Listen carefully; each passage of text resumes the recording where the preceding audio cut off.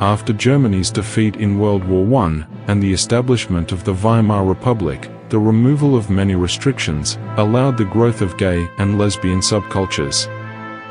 Before, during, and after the Nazi era, men accused of homosexuality were persecuted under paragraph 175.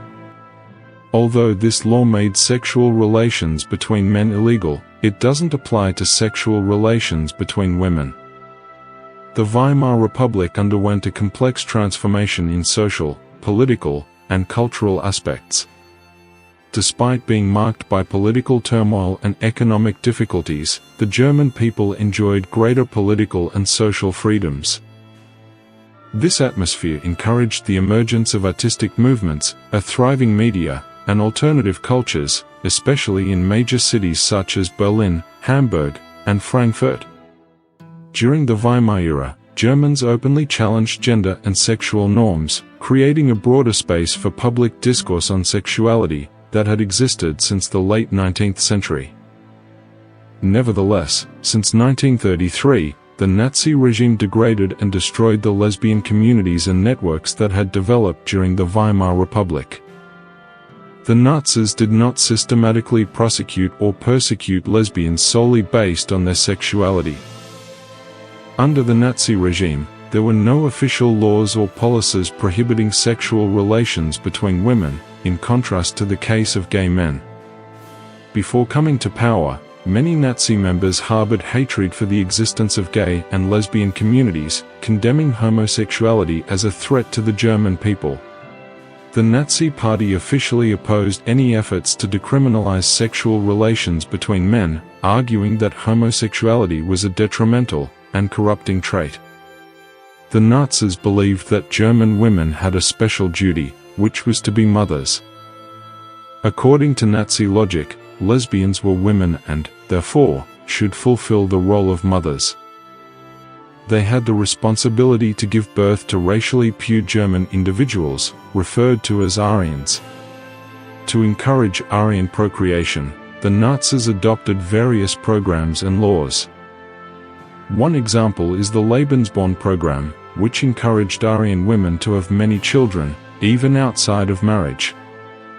At the same time, the Nazi regime sought to prohibit or limit the procreation of other groups deemed inferior. In July 1933, a new law mandated the sterilization of individuals considered to have hereditary defects. Additionally, other laws, such as the Nuremberg Laws of 1935, determined who could have sexual relations with whom. The Nazis concluded that Aryan lesbians could easily be persuaded or forced to bear children. Then, what is the reason for the arrest and detention of lesbians, considering that sexual relations between women were not illegal under the Nazi regime? In short, when lesbians were arrested, they were detained as members of other groups, such as Jews, Roma, asocials, political prisoners, professional criminals, and others. Since no laws or policies applied to sexual relations between women, lesbians had a variety of experiences in Nazi Germany. In this context, they were classified as political prisoners or asocials. In the case of Jewish lesbians, they largely faced persecution and mass murder by the Nazis as Jews, with their sexuality being a secondary factor in many cases. During Nazi rule, lesbians faced difficulties living and socializing freely. Many Germans saw lesbians as people who did not conform to social norms.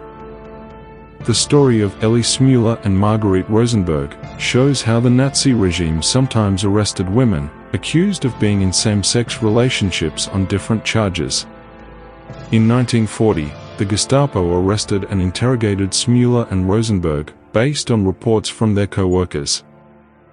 The co-workers claimed that the two women were involved in sexual relationships with other women, which the Gestapo thought was interfering with their work at the Berlin tram station.